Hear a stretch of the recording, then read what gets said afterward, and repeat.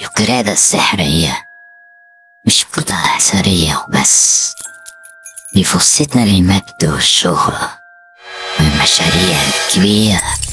أعطوني الباشمهندس كيمو. حازم بيه كمباني للاستثمارات العالمية. وبالدولار. واحنا نجيب له كيمو ده منين؟ يا عم انا نسيت شكل ام كيمو ده من اخر مرة جالنا فيها. احنا لازم نحسم الموقف ده مع حازم بيه. كيمو اللي كان شغال في ترميم القصر ساعتها ويعرف كل خرم إبرة فيها، وصحيح يبلع بيه بس يا حازم بيه كيمو ما بيجيش بقاله اسبوعين.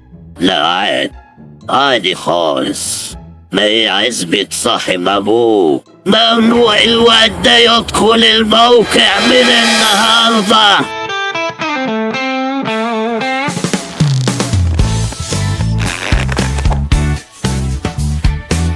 وسط الزحمة وسط الحياة، حلم السفر كان حلم سنين فات، فجأة ظهرت فرصة غريبة، قصر قديم بوابته مخيفة.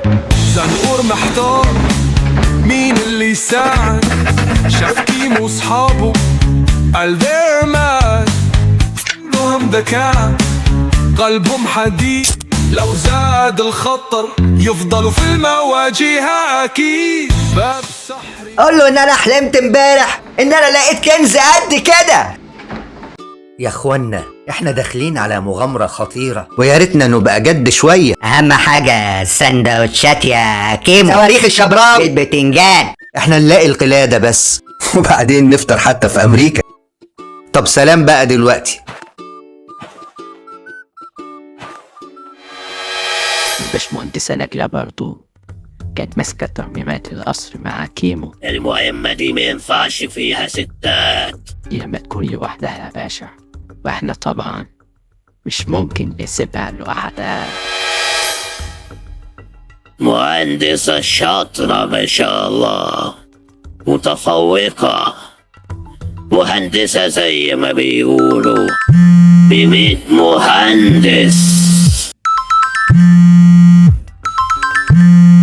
ايوه يا حازم بيه، انا كنت جاي بدري النهارده، بدري عن اي يوم، بس بابا رحت اوصله مشوار مهم النهارده. مشوار يا حازم بيه انا مش عارف اقول لك بابا بيشكر فيك قد ايه، وطول السكه عمال كان يحكي لي في ذكرياتكم الجميله ايام الكليه وازاي كنتوا بتزوقوا من سلمي على بابا، سلمي.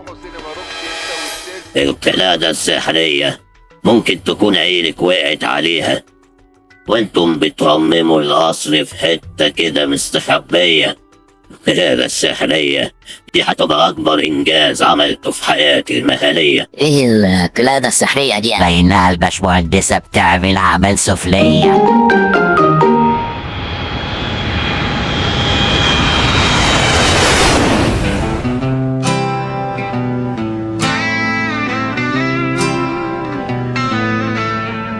صوت من بعيد ناداني، ملا سمعي ووجداني، وقال لي تعالى مصر من تاني، وقصر البارون بيفوق دايما على بالي.